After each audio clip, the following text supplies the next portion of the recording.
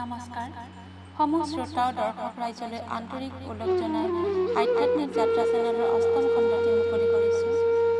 আজিৰ খণ্ডত আমি আলোচনা কৰিম এঞ্জেলিক নাম্বাৰ্ছৰ বিষয়ে আৰু গাৰ্জেন এঞ্জেলৰ বিষয়ে, লগতে থাকিব কিছু অন্যান্য আলোচনা। আপোনালোকক এইখিনিতে পুনৰবাৰ জনাওঁ যে এঞ্জেলৰ কোনো ধৰ্ম নাই, এঞ্জেল নিৰপেক্ষ, এঞ্জেলিক কানেকশ্যনৰ কোনো সুনিৰ্দিষ্ট ধৰাবন্ধা নিয়মো নাই। সকলোখিনিয়ে নিৰ্ভৰ কৰে আমাৰ মনৰ ওপৰত। আমি যি ধৰ্মৰেই ভিত্তিত, যি ভাৱেৰেই, যি হিচাপে এঞ্জেলক কল্পনা কৰি মনৰ একান্ত আকুতিৰে আবাহন কৰোঁ, সেই ভাৱেৰেই তেওঁলোকে আমাৰ ওচৰত হাজিৰ হৈ সহায় আগবঢ়ায়। প্ৰয়োজন মাথো এঞ্জেলৰ লগত একাত্ম হ'ব পৰাটো, তেওঁলোকক এক চিত্তে এক মনে সংযোগ কৰিব পৰাটো। ঠিক তেনেদৰে এঞ্জেলে সেই মাধ্যমেৰেই আপোনালৈ অধিক বাৰ্তা প্ৰেৰণ কৰিব নাইবা সংযোগ স্থাপন কৰিব, যিটো মাধ্যম আপুনি অধিক ব্যৱহাৰ কৰি থাকিব। উদাহৰণস্বৰূপে মোবাইল, কিতাপ, টিভি, গান, যিকোনো হ'ব পাৰে। আকৌ এঞ্জেলিক নম্বৰবিলাকৰ অৰ্থও আপোনাৰ ওপৰত এইবিলাকে তেনেকৈয়ে প্ৰভাৱ পেলাব, যিটো অৰ্থ আপোনাৰ মনেৰে আপুনি গ্ৰহণ কৰিব। ইণ্টাৰনেট যোগে বা আন বহুতো সূত্ৰৰ পৰা এঞ্জেলিক নম্বৰৰ ব্যাখ্যা আৰু অৰ্থ আপোনালোকে বিভিন্ন সূত্ৰত বিভিন্ন ধৰণে পাব পাৰিব। কিন্তু এই সকলোবিলাকৰ ভিতৰত যিটো ব্যাখ্যা আপোনাৰ জীৱনত অধিক প্ৰভাৱশালী হোৱা দেখিব, সেইটো অৰ্থকে আপোনালোকে নিজৰ হিচাপে গ্ৰহণ কৰি এঞ্জেলিক মেছেজৰ সহায় আৰু সতৰ্কবাণী গ্ৰহণ কৰিব পাৰিব।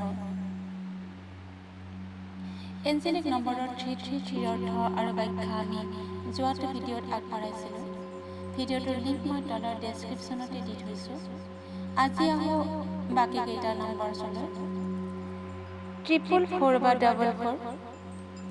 এই নম্বৰৰ অৰ্থ হ'ল something difficult time you have recently going to face and your guardian angels are waiting for your calling to help you. কিবা কিছু কঠিন পৰিস্থিতিৰ মুখামুখি হ'বলৈ আপুনি আগবাঢ়ি আছে আৰু এই কঠিন সময়ত আপোনাৰ সহায়ৰ হাত আগবঢ়াবৰ বাবে আপোনাৰ অভিভাৱক এঞ্জেলদ্বয়ে আপুনি তেওঁলোকক আবাহন কৰাৰ বাবে মাথো বাট চাই আছে। যিহেতু আপুনি নিজে নিবিচৰালৈকে এঞ্জেলে উপযাচি আপোনাৰ কোনো কথাতে ইণ্টাৰফেয়াৰ নকৰে। নেক্সট 555 বা 55। এই নম্বৰৰ অৰ্থ হ'ল one positive change with a universal miracle is coming towards you. If you want to accept it, please give thanks to these numbers and angels. অতি সুন্দৰ নম্বৰ 555 বা 55, যি নম্বৰছৰ আগজননী হিচাপে এঞ্জেলে এয়াই কৈছে, এটি ধনাত্মক দিশৰ পৰিৱৰ্তন, লগতে এটি সুন্দৰ ব্ৰহ্মাণ্ডীয় আশ্চৰ্য বা আশীষৰ সৈতে আপোনাৰ জীৱনলৈ আহি আছে। ইয়াক গ্ৰহণ কৰিবৰ বাবে আপুনি এই নম্বৰছক মানে সংখ্যা তথা এঞ্জেলক ধন্যবাদ বা কৃতজ্ঞতা জনাওক। ইয়াৰ পিছত 666 বা 66। 666 বা 66 means you have to hear the news of a serious illness or the death of someone, but the angels are ready to help you anyway. It means sacrifice, ত্যাগ কৰা বা হেৰুৱা বা বিচ্ছেদ হোৱা। ক'বলৈ দুখ লাগিলেও নিজৰ অভিজ্ঞতাৰ পৰা ক'বলৈ হ'লেও এই নম্বৰ দেখাৰ পিছত কাৰোবাৰ টান নৰীয়া বা তেনে কোনো মৃত্যু সংবাদ শুনিব লগা হয় সচৰাচৰ, নাইবা কিবা হেৰুৱাবও পাৰে। কিন্তু আপোনাৰ ওচৰত সুখ দুখৰ সমভাগী তথা সহায়ক হিচাপে এঞ্জেল অনবৰতে আপোনাৰ লগত আছে। নেক্সট 777 বা 77। এঞ্জেলিক নম্বৰৰ ভিতৰত আটাইতকৈ বেষ্ট নম্বৰ বুলি কওঁ এই নম্বৰটো 777 বা 77, য'ত এঞ্জেলৰ লগত ডিভাইনিটিও সংযুক্ত হৈ থাকে। মানে Angel or divinity is all around near you. You are now connected with this spirituality. আটাইতকৈ সুন্দৰ সংখ্যা এইটো। ইয়াৰ মানে হ'ল আপুনি সম্পূৰ্ণভাৱে এতিয়া স্পিৰিচুৱেলিটি মানে আধ্যাত্মিকতাৰ লগত সংযুক্ত হৈ আছে। অকল এঞ্জেলেই নহয়, এঞ্জেলৰ লগত দেৱ দেৱীসকলো বা আপোনাৰ ইষ্ট দেৱ দেৱী আপোনাৰ দেইটিসকলো আপোনাৰ সমীপতে আছে আপোনাৰ ব্লেছিংছ দিবৰ কাৰণে আপোনাৰ খা খবৰ ল'বলৈ আপোনাৰ ওচৰলৈ আহিছে আৰু তাৰ ইংগিত হিচাপে তেওঁলোকৰ প্ৰেজেন্স আপোনাক জনাবৰ বাবে এই নাম্বাৰ আপোনাক দেখুৱাই আছে। নেক্সট 888 বা 88 This number is specially related to abundance, prosperity or money. ধন ঐশ্বৰ্য সা সম্পত্তি এই সকলোৰে লগত এই নম্বৰটো বিশেষভাৱে সংযুক্ত। এই নম্বৰ দেখা মানে হ'ল ইয়াত লাভ আছে বা প্ৰচুৰ ধন পোৱা যাব। যদি কিবা চাকৰি ব্যৱসায় বা যিকোনো কৰ্ম কৰিব লৈছে বা কৰি আছে আৰু সেই সময়ত 888 বা 88 দেখিছে তেনেহ'লে তাত প্ৰচুৰ ধন ঐশ্বৰ্য লাভ হোৱাৰ সম্ভাৱনা আছে। ইয়াৰ পিছত আহো 999 বা 99লৈ। 999 বা 99 মানে 9 সংখ্যাতে হৈছে আমাৰ আটাইতকৈ শেষ single number. End of the circle.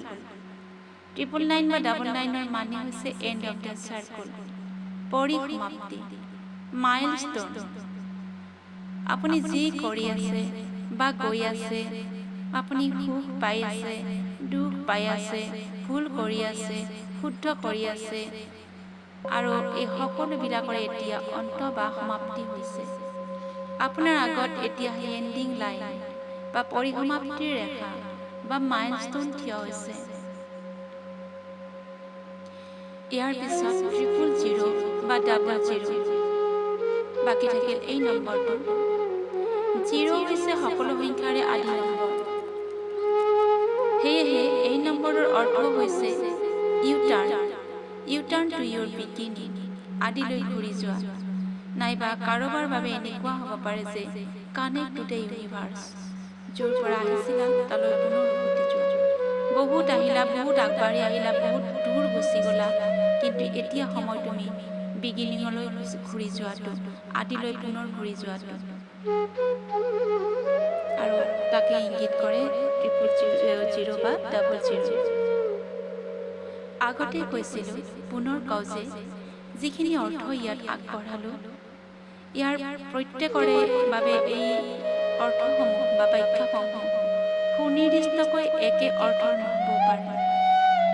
পৰিস্থিতি পৰিৱেশৰ লগত সংগতি ৰাখিহে এই অৰ্থ উপযোগী হৈ উঠে।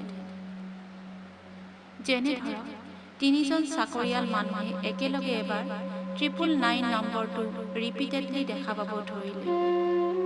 9 বা 999 বা 99ৰ অৰ্থ আছিলে মাইলষ্টন বা এণ্ড অফ দ্য চাৰ্কুল।